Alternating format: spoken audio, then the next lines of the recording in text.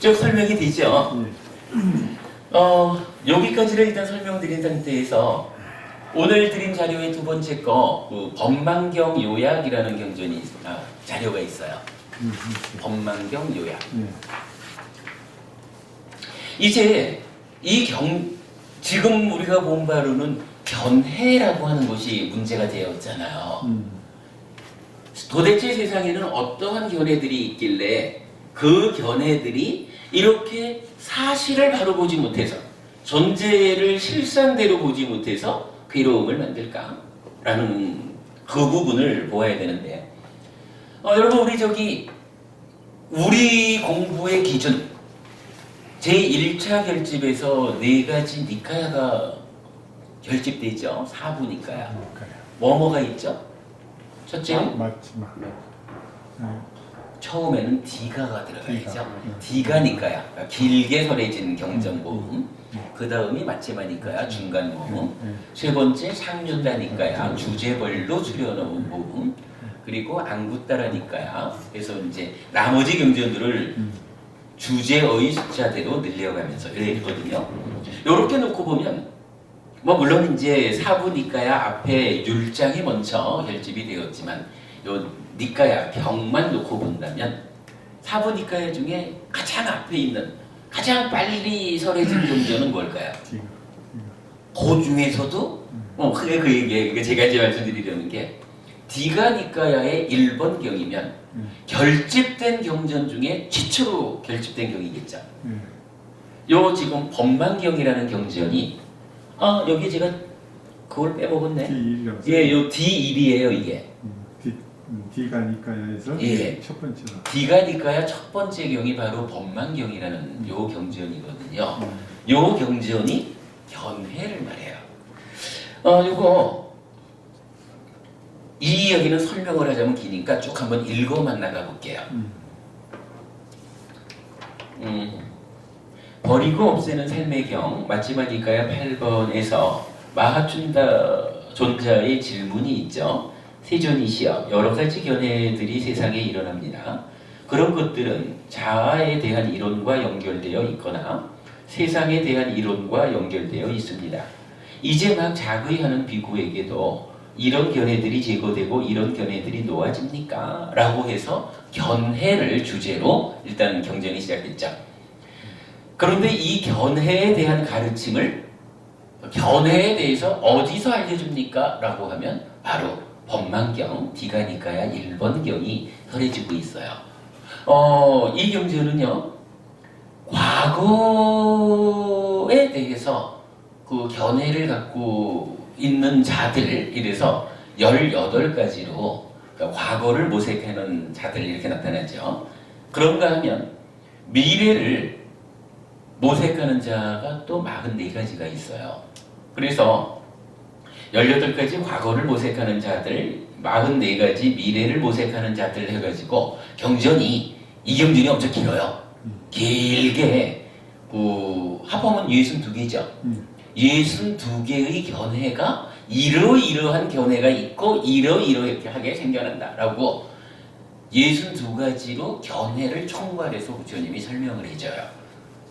그리고는 그러한 견해들 근데 어쨌든 지금 우리가 공부하러 보면 이 견해가 사실을 보는 견해가 아니라 존재에 대한 오해의 견해인 거죠. 그래서 괴로움을 만드는 그런 견해를 62가지로 부처님 정리를 해주시고 그리고는 이제 이렇게 결론을 내려줘요.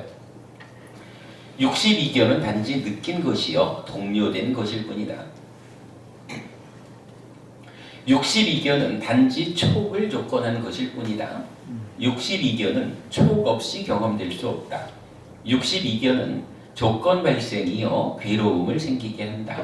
그래서 62가지 견해의 그물에 걸린다 이래요. 여기서 법망경 할 때 망자가 그물망자예요. 네, 그래서 이제 여기 그물이라는 표현이 나타나는 거예요.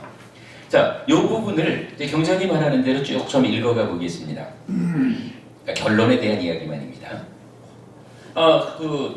62가지 견해에 대해서는 우리 카페에 제가 연결을 해놓겠습니다. 우리 카페에 다 찾아져 있거든요.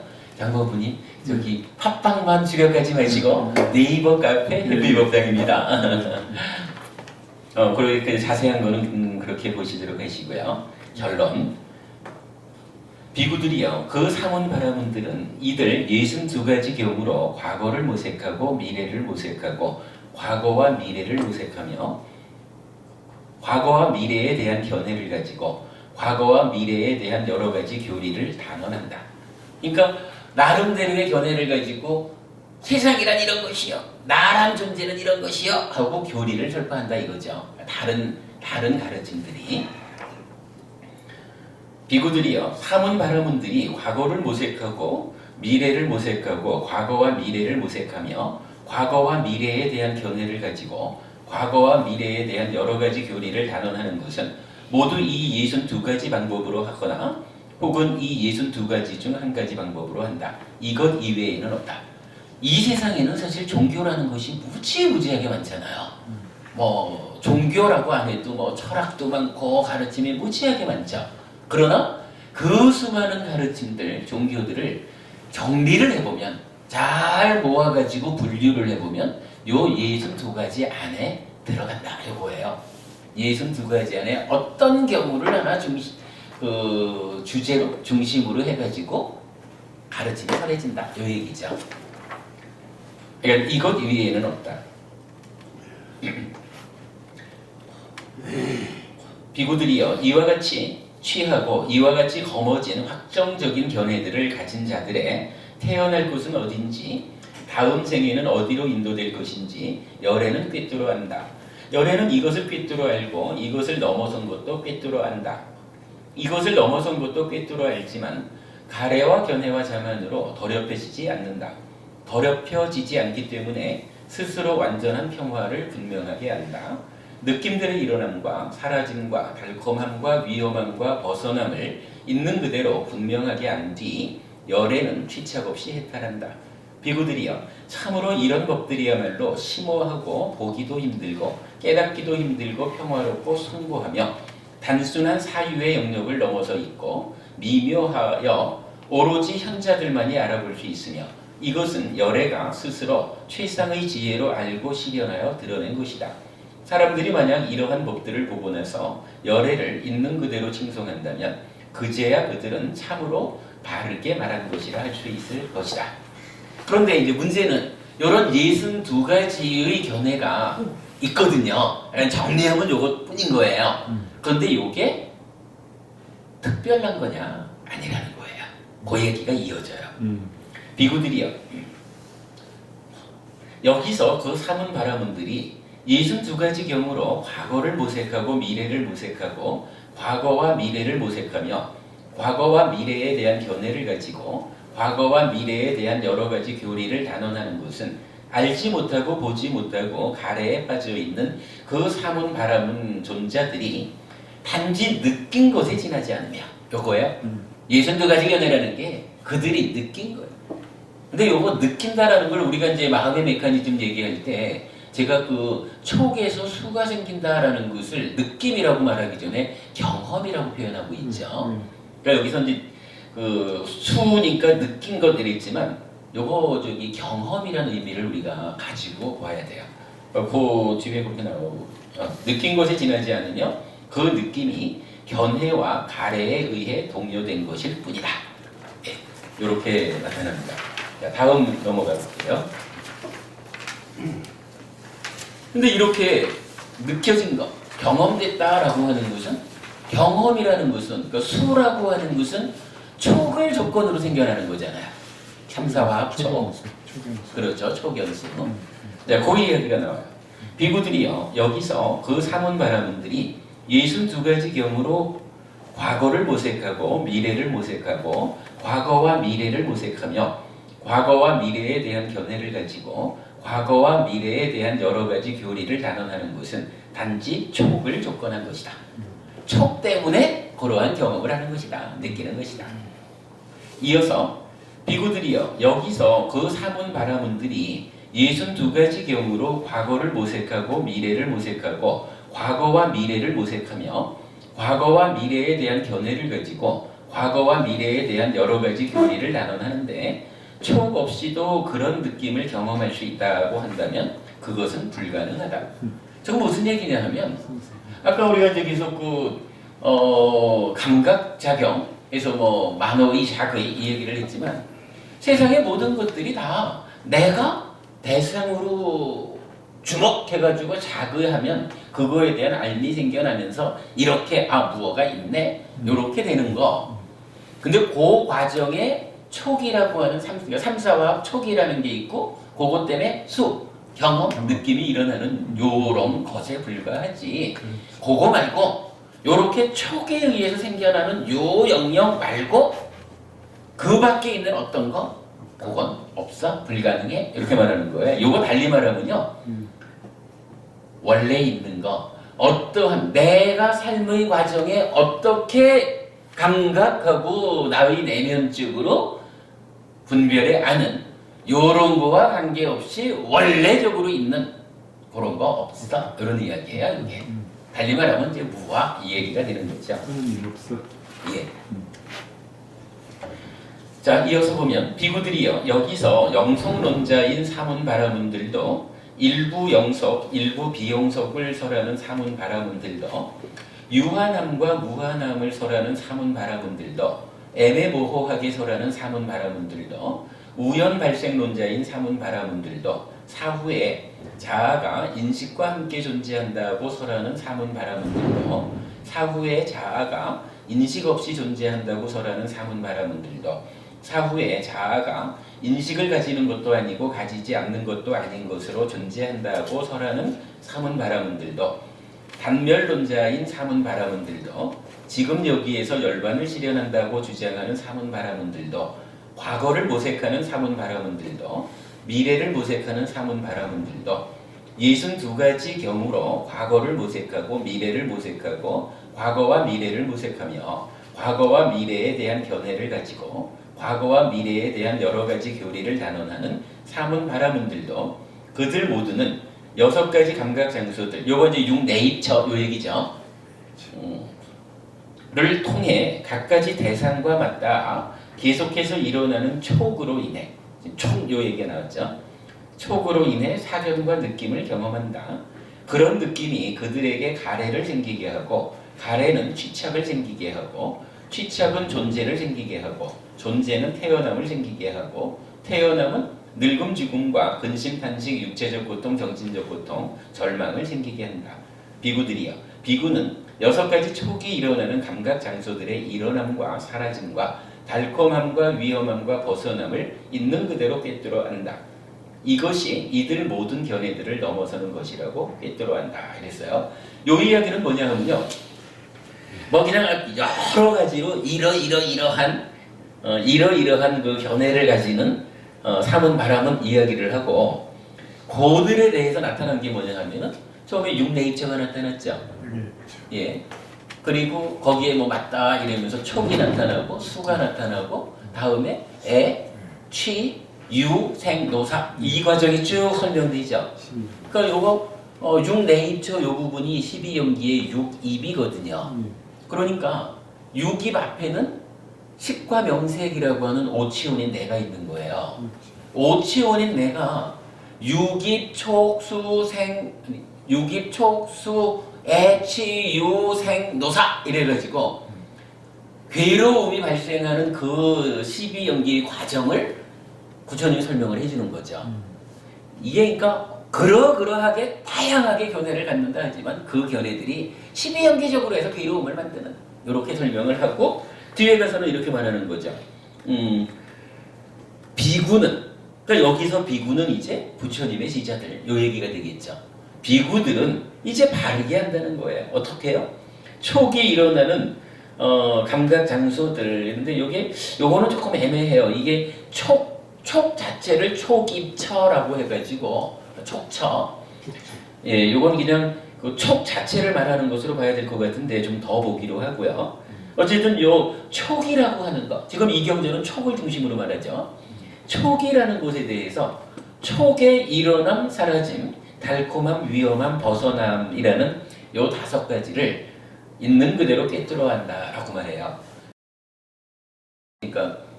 6가지. 아니 저기 일어남 사라짐 달콤함 위험함 벗어남이라는 요 5가지는 우리가 뒤에 공부를 하기로 해요.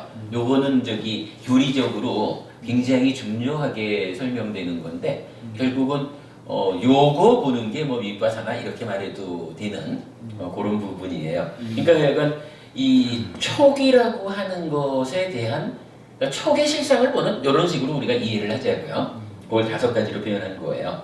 비구는 부처님에게서 바르게 공부한 지자들은 이제 촉 그 자체를 달리 말하면 무상고 무와 인 그거를 본다 이거예요. 꿰뚫어 본다.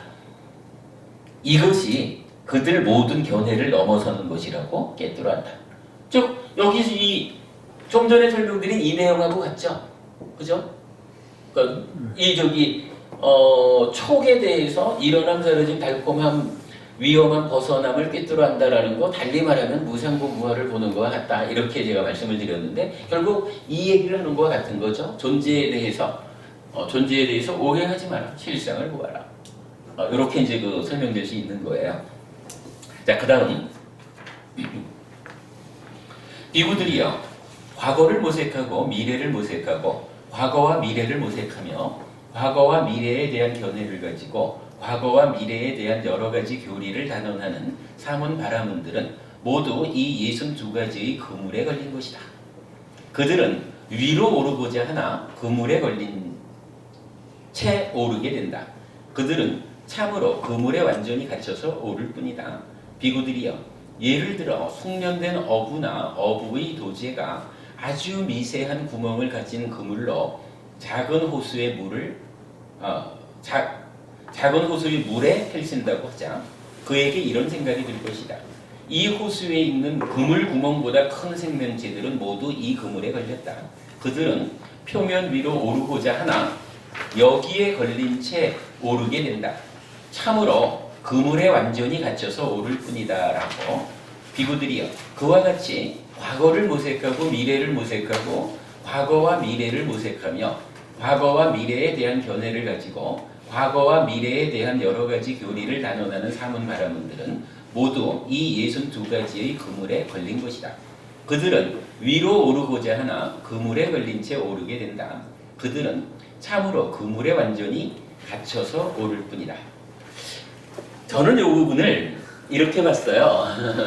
무슨 얘기냐 하면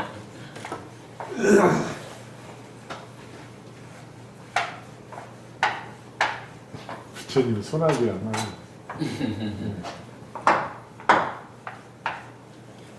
어부가 그물을 이제 호수에 던졌다는 거예요. 이건 엄청 세밀한 그물을 쳤다는 거예요. 요런 그물을 딱 던지고 끌어올리면 여기에 걸리는 것들은 하여간 다 그물에 걸려서 올라오잖아요. 그러면 요 그물 눈이라나 코라 그러나 이건 그물코 이게 엄청 작으면 결국은요 얼마나 미세하냐 들어서 모래알 같은 것도 다 걸려 올라오는 거예요. 그러니까 그물코보다 큰 거는 다 걸리잖아요.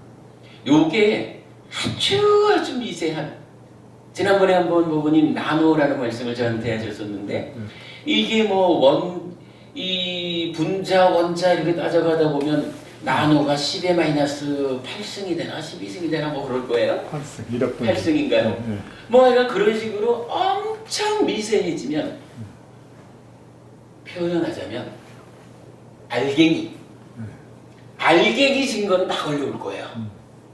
오직 알갱이 없는 것들만 빠지겠죠. 아마 물은 그냥 빠진다고 봐야죠. 물은 그래도 우리가 알갱이로 보지 않지. 아니다 물도 걸리나? 나노 이렇게 하면 물도 알갱이다 그죠? 하여간 알갱이 진 거는 다 걸린 거죠. 그러면 요 그물에 걸리지 않는 것 그물에 걸리지 않는 방법은 뭐가 있을까요? 그물코보다 적어. 근데 이제 이게 아주 미세해지니까 이제 아주 미세해지면 그물코보다 작다라고 하는 말이 사실은 현실적으로 불가능해질 거고 방법은 뭐냐 하면 알갱이가 아니래야죠. 그렇지. 그죠? 알갱이가 아니면 결국은요. 지금 62가지로 분류한 이 모든 견해들이 그물에 걸려온다라고 하는 것은 결국 알갱이를 가지고 있다는 거라. 이 알갱이를 달리 말하면 뭐냐 하면 우와. 아니죠. 알갱이는 아지. 아지. 그죠? 알갱이는 아지요. 그러니까 62가지 견해라는 것은요. 결국 이 비유에 의하면 다 알갱이가 진 거예요. 이 알갱이가 어떤 것이 알갱이입니까? 아라고 하는 존재의 실상을 잘못 본 상나가정 이루지만 근본은 아죠. 그러니까 아라고 하는 요것이 항상 된다라고 말하는 게 상이고 고로기 때문에 만족하다, 괴롭지 않다라고 하는 게 락이고 본질은 아고 고로한 항상하고 만족한 본질을 어떤 방법으로 오염시킬 것이요? 오염 안 되잖아요. 그 정이잖아요. 상나가정은 그런 의미죠. 결국은 걸린다. 알갱이 있다. 아를 대표하는 상나가정이라고 하는 존재의 실상에 대한 오해. 62가지 견해가 그럼 결국 뭐예요? 상나가정이라는 존재에 대한 오해를 한 거라는 거죠. 존재에 대한 오해를 바탕으로 하고 설해진 모든 견해들은 알갱이 때문에 부처님이 좀 전에 부처님 손바닥 이렇게 변하시네. 부처님이 들이운 이 법의 그물에 다 걸려온다 이거예요. 그러면 이제 알갱이 없이 이제 걸리지 않는 곳은 뭐가 있어요? 그죠? 이제 알갱이가 아닌가? 알갱이 없는 건 당연히 무아죠. 그러니까 존재의 실상인 무상고 무아 요것만이 부처님이 쳐놓은 진리의 그물에 걸리지 않고 빠진다는 거예요. 무상고 무아의 가르침만이 요거는 하여간 괴로움을 만드는 거니까 무상고 무아의 가르침만이 괴로움을 만들지 않는다. 예, 요 얘기를 하는 거죠. 김부모님 요 이야기가 전체적으로 타당하죠. 네. 예, 요거 재미있는 표현이기도 하지만 법망경이 참 재밌게 해결설해지고 있는데 여기서 우리가 이거를 볼 수 있다라는 게 아주 중요해요. 더구나 이것이 맞지만 이까야 8번 경전하고 연결되어 가지고 부처님이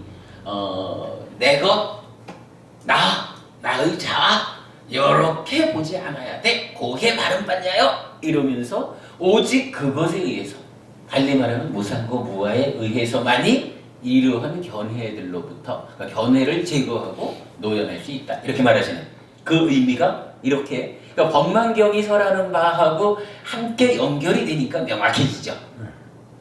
이렇게 공부하는 게 이제 따지면 니까야로 푸는 니까야 이런 이야기죠.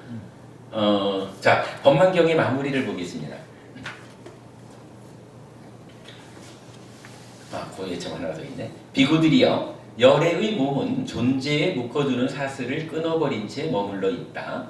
그런 몸이 머무는 동안에 신과 인간들은 그를 보게 된다. 그러나 몸이 멸하여 생명이 다하면 신과 인간들은 더 이상 그를 보지 못한다. 비구들이여, 예를 들면 망고 열매들이 달려있는 가지가 있다 하자. 만일 그 가지가 끊어지면 그 가지에 달려있는 망고는 모두 떨어지기 마련인 것과 같다. 비구들이여, 그와 같이 열애의 몸은 존재에 묶어두는 사슬을 끊어버린 채 머물러 있다. 그런 몸이 머무는 동안에 신과 인간들은 그를 보게 된다. 그러나 몸이 멸하여 생명이 다하면 신과 인간들은 더 이상 그를 보지 못한다. 이래 하셨어요. 이 부분은 뭐냐면 그 열애의 반열반 이후 이야기, 그러니까 10가지 무기사항에 속하는 부분을 설명하시는 것 같은데 이건 일단 넘어가죠. 이 이야기는 하려면 너무 길어질 것 같고요. 그래서 이제 맺는 말입니다. 이렇게 말씀하시자 아난다 존자는 세존께 이렇게 여쭈었다. 경이롭습니다 세존이시여. 놀랍습니다 세존이시여. 세존이시여. 이 법문의 이름은 무엇입니까? 아난다요. 그렇다면 그대는 이 법문을 뜻의 금을 의망이라고 받아지녀라. 법의 금을 법망이라고 받아지녀라. 범천의 금을 법망이라고 또 받아지녀라. 견해의 금을 그래서 이제 그게 법망이 그거 나온 거죠. 예, 견해의 금을 견망이라고도 받아지녀라. 전쟁에서의 위 없는 승리 무상전승이라고 받아지녀라. 세존께서는 이렇게 말씀하셨다. 비구들은 마음이 급족해져서 세존의 말씀을 크게 기뻐하였다. 이러한 상세한 설명이 전해졌을 때 일만의 세계가 진동하였다. 이렇게 나타나요. 우리가 오늘 그 18가지, 44가지에서 62가지를 구체적으로 알아보지는 못했지만 법망경이라고 하는 이 중요한 경전을 오늘 좀 훑어봤어요. 잘 좀 공부에 도움이 되시면 좋겠고요.